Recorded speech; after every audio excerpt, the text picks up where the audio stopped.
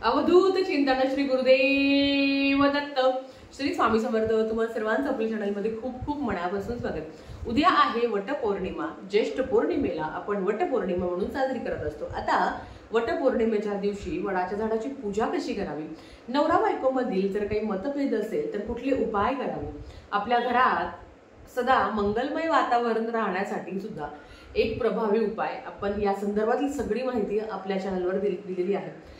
ते नक्की बघा, म्हणजे तुम्हाला कुठलीच समस्या उद्भवणार नाही। आजच्या व्हिडिओमध्ये उद्या वटपौर्णिमेच्या दिवशी आपल्याला एक महत्त्वाचा उपाय करायचा आहे किंवा सेवा म्हणा ती करायची आहे आणि कुलदेवीला एक वस्तू अर्पण करायची आहे। ती कुठली तेच आपण आजच्या भागामध्ये बघणार आहोत। व्हिडिओ सगळा बघा।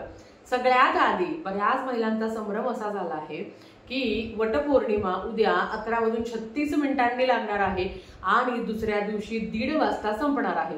मग आता पूजेचा शुभ मुहूर्त काय आहे बघा। आपण संसारिक माणूस आहोत। शुभ मुहूर्त जर तुम्हाला पाळणं शक्य असेल तर आवर्जून पाळावं, नाही तर तुम्ही दिवसभरात पूजा करू शकता।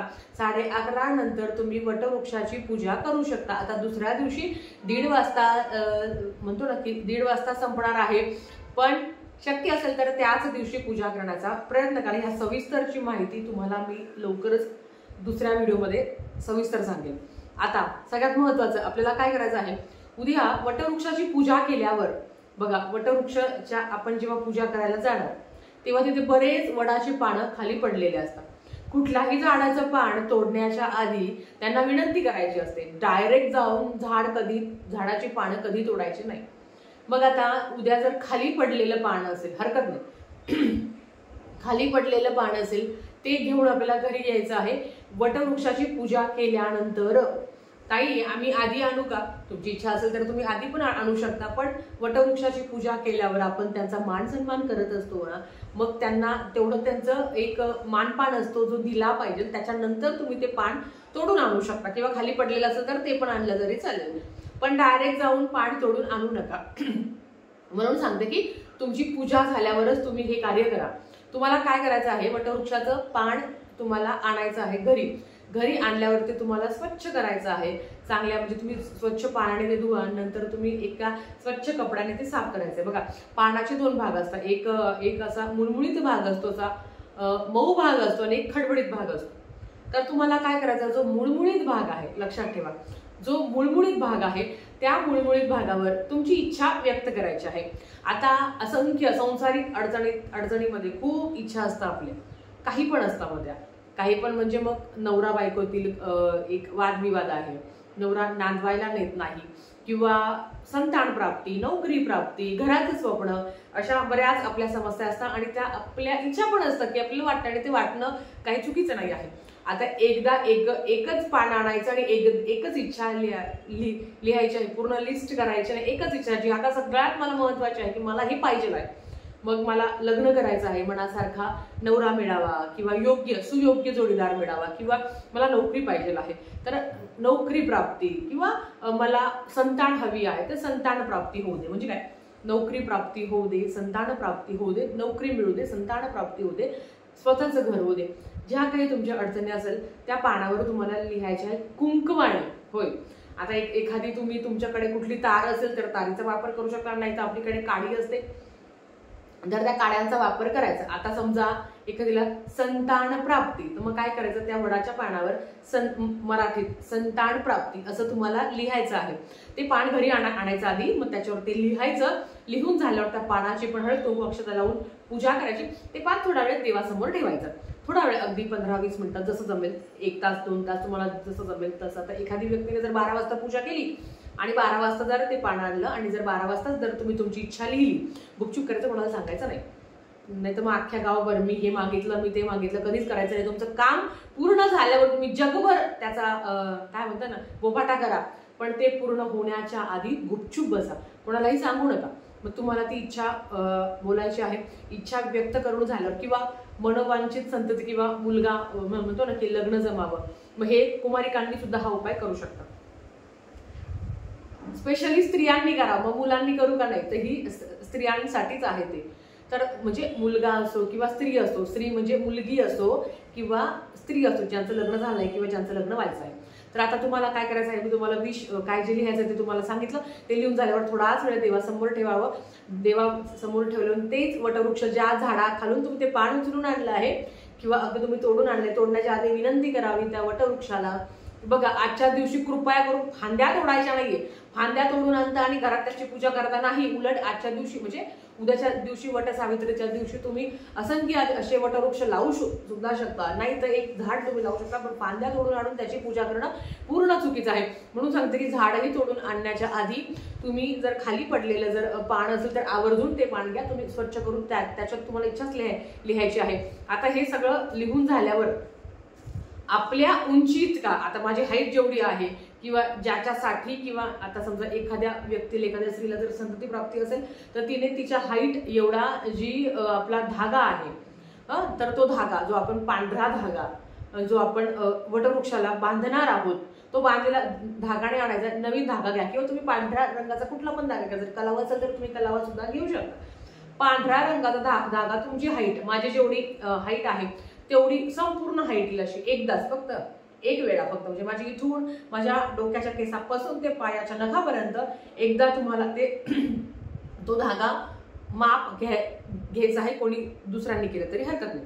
ते माप घ्यायचं, ते कट करायचं आणि तो जो धागा आहे तो त्या वडाला बांधायचा आहे. वडाला बांधायचा म्हणजे वटवृक्ष जो जे वडाचं पान आहे तर ते कसं फोल्ड नाही करायचं. तो पान तसंच तुम्हाला अख्खालं पान ठेवायचं. आता मी झाडाचं जाऊन पान तोडून आणू शकत नाही, तुम्हाला फक्त सांगते. आता समजा या हातात माझं पान आहे तर त्या हाताला मी असा वटवृक्ष सॉरी तर या अशा हाताला मी माझा म्हणजे त्या पानाला मी असा माझा जो धागा आहे तो बांधणार असं म्हणजे धागा बांधणार, गाठण वगैरे बांधू नका.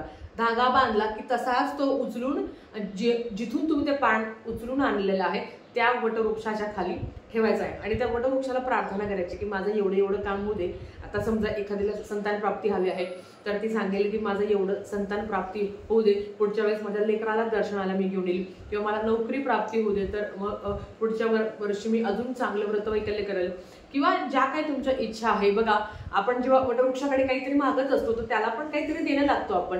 आता त्यांना काय देणार तर आपण नक्की सांगू शकतो की माझी जर इच्छा तुम्ही पूर्ण केली किंवा जर ती झाली महाराजांच्या कृपेने तर नक्कीच मी एक वडाचं झाड लावेल किंवा अजून 2, 4, 7 असे मी वडाचे झाड लावेल, असं तुम्ही प्रार्थना करू शकता. बघा आपण देवाला खूप लालच दाखवत असतो की तुम्ही हे करा मग मी ते देईल, मग तुम्ही हे करा मग मी ते देईल. त्या पद्धतीने त्या वटवृक्षाला पण प्रार्थना करायची. तर माझ्या मनातली इच्छा पूर्ण झाल्या तर नक्कीच मी एक तरी वडाचं झाड लावेल अशी तुम्हाला प्रार्थना करायची आहे. हा झाला पहिला उपाय. मासिक धर्म सुद्धा पिटाळ असेल तर हा उपाय तुम्हाला करता येणार आणि आपणच जायचं, आपणच आणायचं आणि आपणच परत करायचं.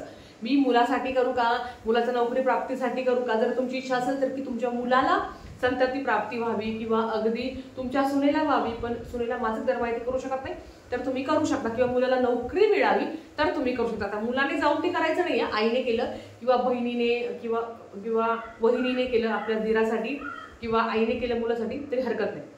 दुसरी महत्वाची उपाय, उद्या ज्येष्ठ पौर्णिमा आहे, मंगळवार सुद्धा आहे. उद्या आपण कुलदेवची सेवा करणार आहोत. बऱ्याच कमेंट झाल्या ताई श्री दुर्गा सप्तशती ग्रंथाचं पारायण संध्याकाळी करू शकता. अगदी तुम्ही सकाळी ते केलं तरी हरकत नाही. उद्या तुम्हाला काय करायचं आहे, उद्या तुम्हाला लवंगाची माळ आपल्या कुलदेवीला अर्पण करायची आहे. लवंग आपल्या कुलदेवीला अतिशय प्रिय आहे. लवंग घेत असताना त्या तुटलेल्या फुटलेल्या फुलासकट अख्खाल्या लवंगा तुम्हाला घ्यायच्या आहे. 7 लवंगा, पांढरा दोरा घ्या, त्या दोऱ्याला थोडंसं हळदी कुंकू लावा, म्हणजे असं थोडंसं नाही का त्या दोऱ्याला आपण हळदी कुंकाची असं लावतो त्या पद्धतीने, आणि त्याला तुम्हाला 7 लवंगा अर्पण करायच्या. तुम्ही 11 पण करू शकता, 7 करू शकता, 9 करू शकता, विषम संकेत त्याची ती गाठण बांधायची.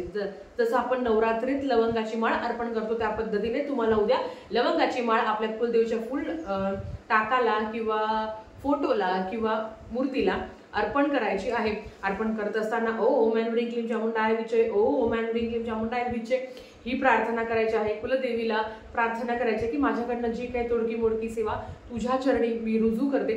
चटकन पावणारे देव कोणी आहे तर ते आपले कुलदेव आहे, आपले पितृदेव आहे आणि आपले गुरुदेव आहे. म्हणून यांना थोडी जरी सेवा केली, आणि आई भगवती आहे ती आपली आई आहे, तिची सेवा करत असताना ती आपल्या लेकरांना द्यायला कधीही मागे पुढे बघत नाही. तर तिची सेवा करतानाही तुम्ही उद्या दिवसभरात कधी पण हा उपाय करू शकता.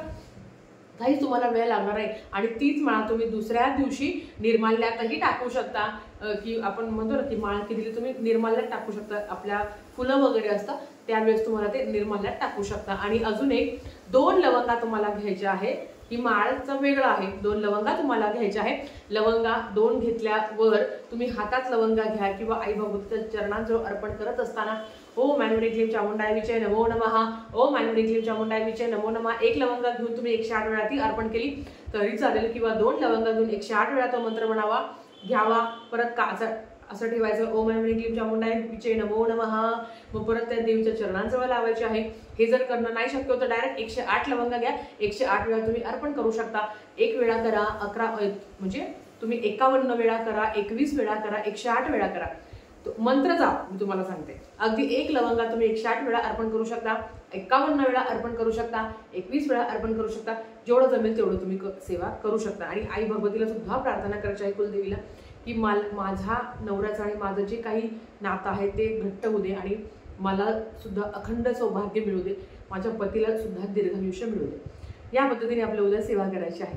चला, झालेली सेवा स्वामींच्या चरणी मी रुजू करते आणि आजच्या व्हिडिओ इथेच थांबवते। आवडल्यास लाईक शेअर सबस्क्राईब करा। व्हिडिओ परत अशाच एका नवीन व्हिडिओ सोबत, तोपर्यंत श्री स्वामी समर्थ।